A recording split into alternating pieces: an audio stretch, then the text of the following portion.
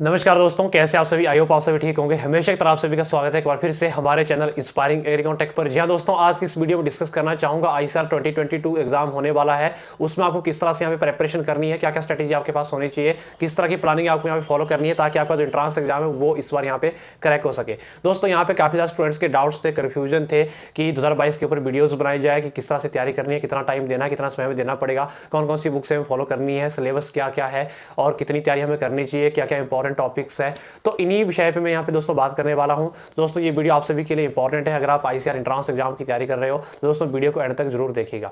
तो यहाँ पे सबसे पहले दोस्तों यहाँ पे बात कर लेते हैं आईसीआर जो एंट्रांस एग्जाम 2022 में होने वाला है। काफी ज्यादा स्टूडेंट्स के यहाँ पे डाउट्स भी होते हैं कि एग्जाम कब होगा। तो यहाँ पे जो भी आपकी प्रेपरेशन है वो डिपेंड करती है कि टाइम ड्यूरेशन के ऊपर, यानी कि अभी आपके पास समय कितना बचा है, तो उसी के ऊपर डिपेंड करता है। तो यहाँ पे थोड़ा सा मैं अगर बताऊँ, एक्सपेक्टेड पिछली वीडियो में मेरी अभी आई थी तो उसमें मैंने एक्सपेक्टेड डेट के ऊपर बात करी थी कि क्या एक्सपेक्टेड डेट आपकी रहने वाली है 2022 के लिए। तो यहाँ पे फिर से मैं आपको बताने वाला हूँ। तो एक्सपेक्टेड जो आपकी यहाँ पे डेट है जून या जुलाई मंथ में आपका आईसीआर एंट्रांस एग्जाम 2022 में हो सकता है। ये डिपेंड करता है आपकी सिचुएशन के ऊपर, जो कोविड की सिचुएशन है वो किस तरह की रहती है उसी के ऊपर डिपेंड करता है।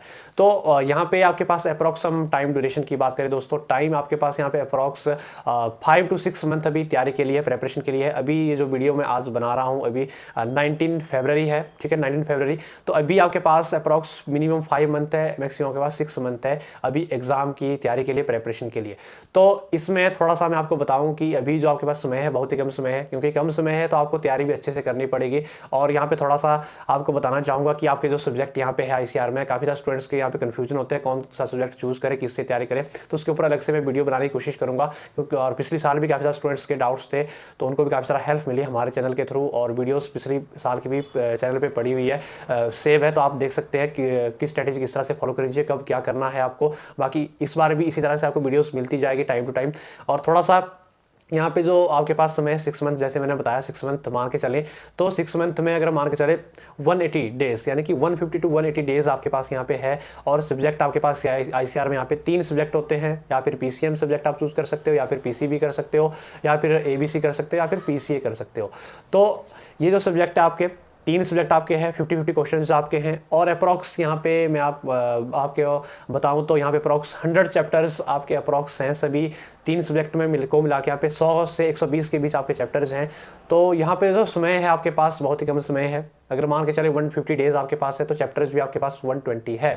तो 120 में इस तरह से आपको करना पड़ेगा कि अभी जो आपको चैप्टर्स पढ़ने हैं वो आपको इस तरह से पढ़ने हैं कि आपको दिन का अभी टारगेट लेके चलना है 1 चैप्टर, यानी कि आपको यहाँ पे जो स्टडी करनी है वो आपको टारगेट बेस्ड स्टडी करनी है। क्योंकि ऐसा है काफ़ी सारे स्टूडेंट्स क्या करते हैं कि टाइम टेबल बनाते हैं कि मैंने ये टाइम टेबल बनाया, फिर क्या होता है वो उनसे फॉलो ही नहीं हो पाता टाइम टेबल। तो ऐसा ना करें। तो मैं यही आपको सजेशन यहाँ पे देना चाहूँगा कि आप जो टाइम टेबल बनाएं स्टडी के लिए तो इस तरह से बनाएं कि आप टारगेट बेस्ड टाइम टेबल बनाएं। आप एक टारगेट लेके चलें, आपका जो सिलेबस, आप पूरा सिलेबस देखें कि मेरे पास इतना सिलेबस है, इतने मेरे पास चैप्टर्स है, इतने मेरे पास डेज है, इस डेज में मुझे इतना कंप्लीट करना है। तो वो टारगेट लेके चले आप। तो क्योंकि टारगेट बेस्ड अगर आप स्टडी करोगे तभी आपका सिलेबस भी कंप्लीट होगा। अगर आप टाइम टेबल बनाओगे, टाइम टेबल के अकॉर्डिंग क्या होगा, आपने मान लीजिए दिन को 6 घंटे का आपने टाइम टेबल बनाया कि मुझे 6 घंटे पढ़ाई करनी है, बट हुआ क्या 6 घंटे में वो डिपेंड आपके ऊपर करता है कि 6 घंटे में आपने आउटपुट कितनी निकाली। 6 घंटे में अगर आपके एक चैप्टर कंप्लीट नहीं हुआ तो वो टाइम टेबल आपका बिल्कुल बेकार का टाइम टेबल है, तो उसको फॉलो ना करें। तो यही सजेशन है कि आप टारगेट लेके चलें, टारगेट इस तरह का लेके चलें।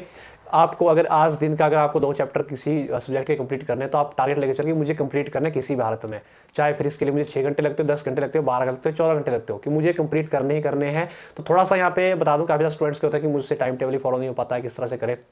तो दोस्तों एक ही बात कहना चाहूँगा कि hard work is the key of success. आप थोड़ा सा टाइम दें, टाइम निकालें, हो जाएगा। एक बार नहीं, 2 बार, 3 बार, 10 बार, 15 बार, 20 बार प्रैक्टिस कीजिए, हो जाएगा।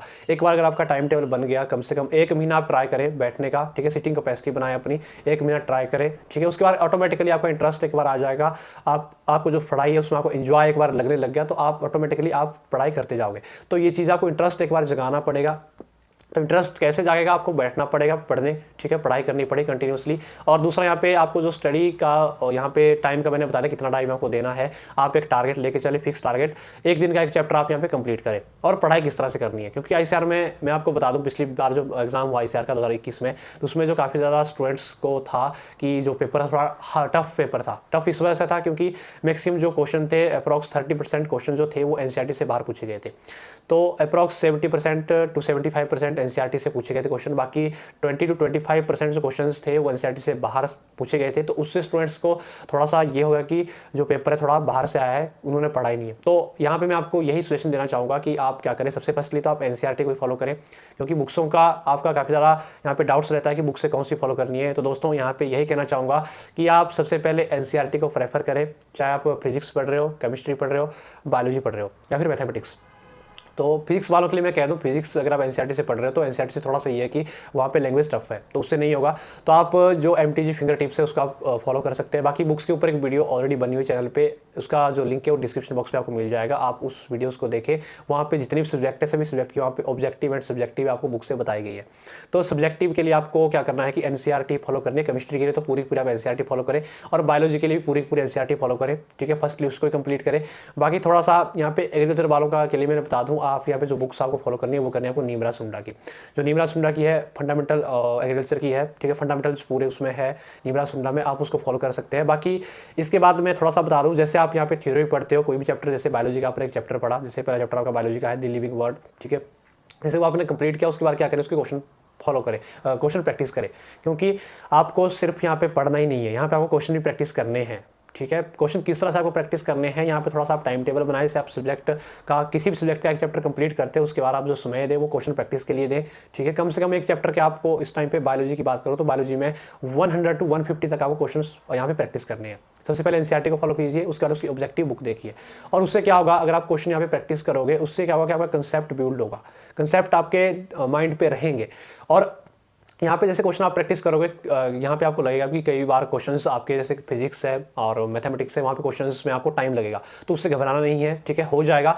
अगर आप अभी से प्रैक्टिस करोगे, ठीक है, टाइम लगेगा भी, अप्रॉक्स में बताऊँ, अभी अगर फिजिक्स की बात करो, फिजिक्स में पूरे पूरे आपके न्यूमेरिकल्स हैं, और यहाँ पे आईसीआर का थोड़ा सा बता दूँ, आईसीआर में आपके अप्रॉक्स 15 क्वेश्चन ऐसे होंगे, 50 में से 15 क्वेश्चन ऐसे होंगे जो न्यूमेरिकल नहीं है, थ्योरी बेस्ड क्वेश्चन पूछे जाते हैं, फॉर्मुला बेस्ड क्वेश्चन पूछे जाते हैं।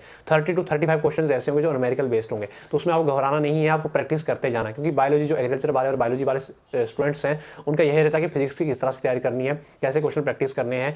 तो थोड़ा सा भी टाइम लगेगा, प्रैक्टिस कीजिए, चैप्टर वाइज आप क्वेश्चन लगाइए, ठीक है।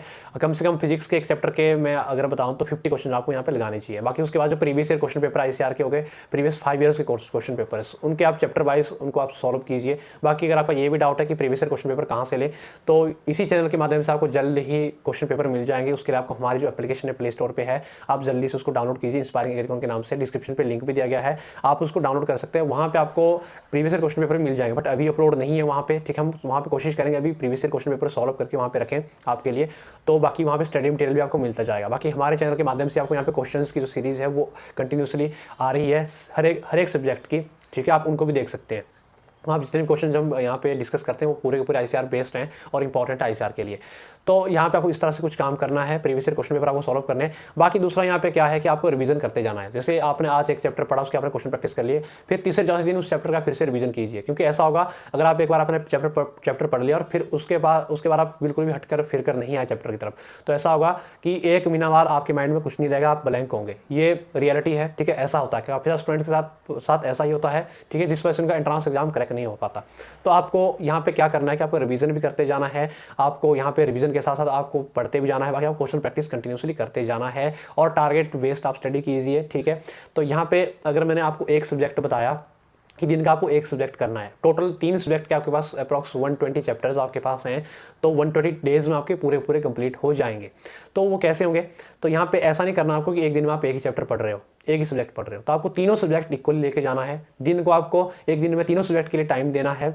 तो यहाँ पे आपका क्या होना चाहिए, जैसे आप फिजिक्स केमिस्ट्री बायोलॉजी आपका है मान लीजिए, तो आपके 3 सब्जेक्ट है, आप 3 सब्जेक्ट को कंटिन्यू कीजिए, ठीक है। और आपका क्या होना चाहिए कि 2 दिन में आपका क्या होना चाहिए, आज और कल जो तीनों सब्जेक्ट है, तीनों सब्जेक्ट के एक चैप्टर आपके जो थ्योरी है वो आपकी कंप्लीट होनी चाहिए। उसके बाद एक दिन आप रख सकते हो, तीसरा दिन क्वेश्चन प्रैक्टिस के लिए, या फिर इस तरह से आप रख सकते हो, जैसे आज आपने बायोलॉजी का चैप्टर पढ़ा, कल उसके क्वेश्चन प्रैक्टिस कीजिए, ठीक है। और कल जैसे आप क्वेश्चन प्रैक्टिस बायोलॉजी कर रहे हो तो आप उस टाइम पे थ्योरी पढ़िए फिजिक्स की, ठीक है। नेक्स्ट दिन उसके फिजिक्स के क्वेश्चन प्रैक्टिस कीजिए, तो इस तरह से आपको इंटरेस्ट भी लगेगा। बाकी थोड़ा सा ऐसा है कि आपको कंटिन्यू स्टडी नहीं करनी है, आपको इस तरह से करना है जैसे आप पढ़ते हो 1 या 1.5 घंटा 2 घंटा आपने पढ़ा, उसके बाद आपको थोड़ा सा ब्रेक देना है बीच में, ठीक है। ब्रेक देते हो तो उससे क्या होगा कि आपका माइंड फ्रेश रहता है, आपके माइंड में बर्डन नहीं रहता है। तो आपको क्या करना है कि थोड़ा सा ब्रेक देना है। बाकी थोड़ा सा आपको क्या करना है कि जैसे आप स्टडी कर रहे हो तो जो आपको कंफर्ट जोन से थोड़ा सा बाहर निकलना है आपको। जो चीज़ आपको डिस्ट्रैक्ट कर रही है उस चीज़ से आपको बाहर निकलना पड़ेगा स्टडी के दौरान, ठीक है। जैसे आपका मोबाइल फ़ोन हो गया, मोबाइल फ़ोन का आप स्विच ऑफ रखिए। बाकी दोस्तों के काफ़ी सारा ये आपके फ़ोन आते रहते हैं, मैसेज आते रहते हैं, तो उनसे थोड़ा सा दूरी बनाए रखें। अगर आपको एंट्रेंस एग्जाम निकालना है, ठीक है, एक बार अच्छे से आपने स्टडी कर ली, दोस्त सारे घूम फिर के आ जाएंगे, कोई दिक्कत नहीं है। कुछ 5-6 महीने अगर छोड़ना पड़े, त्याग करना पड़े, कुछ नहीं है, ठीक है। क्योंकि अपनों को पाने के लिए सपनों को खोना पड़ता है और सपनों को पाने के लिए अपनों को खोना पड़ता है। तो आपको क्या पाना है? अगर आपको अपने पाने हैं तो आप डिसाइड कर सकते हैं, तभी डिसाइड करिए, ठीक है। अगर आपको सपने पाने हैं तो आप वो भी डिसाइड कर लिए। अगर आपको सपने पाने हैं तो आपको अपनों को खोना पड़ेगा, ठीक है। अगर आपको अपने ही पाने हैं तो आपको सपनों को थोड़ा सा खोना पड़ेगा, तो वो चीज़ है, ठीक है। तो उसके लिए आपको थोड़ा सा त्याग करना पड़ेगा, कंफर्ट जोन से थोड़ा सा बाहर निकलना पड़ेगा और स्टडी आपको कंटिन्यूसली करनी पड़ेगी। दूसरी ये चीज़ मैं कहना चाहूँगा कि आपको यहाँ पे जो तैयारी करनी है वो आपको कंटिन्यू करते जाना है, आपको कंटिन्यूसली स्टडी करनी है। ऐसा नहीं करना है कि आज आप पढ़े, कल आपने छोड़ दिया, परसों पढ़े, चौथे छोड़ दिया, ठीक है। इस तरह से तो नहीं चलने वाला है, ठीक है। आपको जो भी यहाँ पे तैयारी करनी है, जिस तरह की भी यहाँ पे आपको प्लानिंग आपकी है, स्ट्रेटेजी है, तो आप ऐसा टारगेट बनाइए कि आप डेली कंटिन्यूसली स्टडी करें, स्टडी को फोकस करें। और यहाँ पे जो स्टूडेंट्स यहाँ पे कोचिंग नहीं कर रहे हैं, कई स्टूडेंट आईसीआर कोचिंग कर रहे हैं, कोई नहीं कर रहे हैं, जो नहीं कर रहे हैं उनको घबराना नहीं है, ठीक है। वो पढ़ सकते हैं, बाकी उनको हमारी तरफ से पूरा सपोर्ट मिलेगा। जो तो कोचिंग जिन्होंने ज्वाइन की है तो वो वेरी बेटर है, ठीक है। वो कोचिंग के नोट्स पढ़े, ठीक है, जो वहाँ पे नोट्स हैं। बाकी जिनके पास नोट्स नहीं है उनको यहाँ पे पूरी इसी चैनल के माध्यम से गाइडलाइन मिलने वाली है। भाई कोचिंग वालों को यहाँ पे मिलेगी, कोचिंग वालों को किस तरह से स्टडी करनी चाहिए, पूरा यहाँ पे सपोर्ट आपको मिलेगा 2022 के लिए। कब आपको क्या करना है, किस तरह से आपको कौन सी रणनीति अपनानी है ताकि आपका जो एग्जाम है वो क्रैक हो पाए। तो ये सारी चीज़ें हैं, बुक से मैंने आपको बता दी। एनसीईआरटी आपको फॉलो करनी है, ऑब्जेक्टिव के लिए अलग से वीडियो बनी हुई है, ठीक है। तो अगर ऑब्जेक्टिव की मैं आपको बताऊं तो आपको एनसीईआरटी बेस्ड ही अगर आप पढ़ रहे हो तो एनसीईआरटी बेसिक क्वेश्चन आपको प्रैक्टिस करते जाना है। आपको ऐसा नहीं करना है कि आप एनसीईआरटी जो बुक है वो आप पढ़ रहे हो और आप जो क्वेश्चन प्रैक्टिस कर रहे हो आप बाहर के क्वेश्चन से कर रहे हो, तो आपको यहाँ पर डिमोटिवेट हो जाओगे, तो ऐसा नहीं करना है। तो ये चीज़ है, अभी से आप प्रैक्टिस कीजिए, ठीक है। क्योंकि अभी अगर आप प्रैक्टिस अच्छी खासी करोगे तो लास्ट टाइम पे मोमेंट पे आपकी प्रैक्टिस अच्छी खासी होगी, पेपर आपका क्रैक होगा अगर आप अभी कंटिन्यूसली स्टडी करते हो। और दूसरा ये कि अगर क्वेश्चन, क्योंकि आईसीआर एग्जाम में यहाँ पे नेगेटिव मार्किंग भी होती है आपकी, यानी कि अगर आप एक क्वेश्चन गलत करते हो तो -1 आपका कट कर दिया जाता है। तो उससे कैसे बचना है? उससे ऐसे ही बच सकते हैं आप, क्वेश्चन प्रैक्टिस कीजिए, अपने आप खुद एवेल्युएट कीजिए।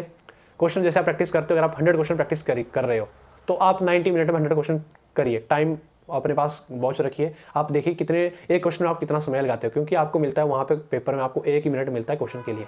तो आपको थोड़ा सा क्या करना है कि जैसे क्वेश्चन आप प्रैक्टिस कर रहे हो तो आपको अपना टाइम भी देखना है कि मेरा कितना सॉल्व करने में टाइम लग रहा है, वो भी आपको देखना है। और बाकी ये भी आपको देखना है कि जो टाइम मैं लगा रहा हूँ उसमें जो जैसे मैंने कंसेप्ट पढ़ा, उसके बाद कंसेप्ट के बाद जो मैंने क्वेश्चन प्रैक्टिस की उसमें से कितने मेरे सही है, कितने मेरे गलत जा रहे हैं, तो वो इवैल्यूएशन आपको करनी है।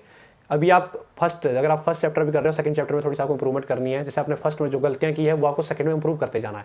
तो इसके बाद जैसे आपका पूरा सिलेबस खत्म होता है तो उसके बाद आपको बता दी जाएगी कि आपको टेस्ट सीरीज भी यहाँ पे ज्वाइन करनी होगी, ठीक है। टेस्ट सीरीज से भी आपको काफ़ी ज़्यादा हेल्प मिलती है एग्जाम में। जब आपकी टेस्ट सीरीज होती है वहाँ से आपको काफ़ी ज़्यादा हेल्प मिलेगी। वहाँ से आपका एक चीज़ होगी, कॉन्फिडेंस आपके अंदर बिल्ड होगा कि आपको किस तरह से एग्जाम टैकल करना है, किस तरह से आप क्वेश्चन यहाँ पे सॉल्व करने हैं। तो वो टेस्ट सीरीज आपको हेल्प देती है। तो उसके बारे में भी आपको इस चैनल के माध्यम से बता दिया जाएगा कि कहाँ से आपको टेस्ट सीरीज लेनी है, ठीक है, कहाँ से आपको क्या करना है, सब कुछ आपको जानकारी मिलती जाएगी। बाकी अगर कोई भी आपका स्पेसिफिक डाउट हो, कोई भी कन्फ्यूजन हो, आप कमेंट सेक्शन पे कमेंट्स करके पूछ सकते हैं। बाकी और भी कुछ कहना चाहूँगा बट वीडियो थोड़ी लंबी जा रही है, तो अभी के लिए इतना ही इस वीडियो में। बाकी कमेंट सेक्शन पे जल्दी से बताइए। बाकी अगर कोई आपका स्पेसिफिक डाउट हो तो आप इंस्टाग्राम पे मुझे फॉलो कर सकते हैं, इंस्पायरिंग एग्रीकॉन टेक के नाम से, डिस्क्रिप्शन पे लिंक दिया गया है, आप फॉलो कीजिए, आप मैसेज वहाँ पे कर सकते हैं। बाकी हमारे टेलीग्राम चैनल पर आप जुड़ जाइए और बाकी आपको इसी तरह की अपडेट आपको आगे मिलती जाएगी। अगर आपको कौन सी नेक्स्ट जानकारी आपको चाहिए, कौन सी वीडियोज़ आपको चाहिए, तो वो भी आप कमेंट बॉक्स में बताइएगा, ठीक है। बाकी मैं उसके ऊपर कोशिश करूँ कि आपको जल्दी से जल्दी वीडियोस प्रोवाइड करूँ। और बाकी जितने भी आपके स्टेट एग्जाम है उसकी भी आप साथ में तैयारी करें। आईसीआर के साथ साथ जैसे यूपी कैटेड हो गया, बीएचयू हो गया, बीसीसी एंट्रेंस एग्जाम हो गया, उसके ऊपर भी हमारे चैनल पे वीडियोस आपको मिलेगी कि उसकी तैयारी आपको कैसे करनी है, कौन सी बुक से आपको फॉलो करनी है, सारा कुछ आपको इस चैनल के माध्यम से मिलने वाला है। तो चैनल को सब्सक्राइब कीजिए, बेल आइकन को प्रेस करना ना भूलें। बाकी अगर वीडियो आपको पसंद आए तो जरूर लाइक कीजिए, अपने दोस्तों में शेयर कीजिएगा, ठीक है। और इसी के साथ दोस्तों आगे होगी आपसे मुलाकात, तब तक के लिए ऐसी जानकारियों के लिए हमारे चैनल को सब्सक्राइब करके बेल आइकन को प्रेस करना ना भूलें, ताकि दोस्तों समय पर मेरी नेक्स्ट वीडियो की नोटिफिकेशन आप तक सबसे पहले पहुंचे। धन्यवाद।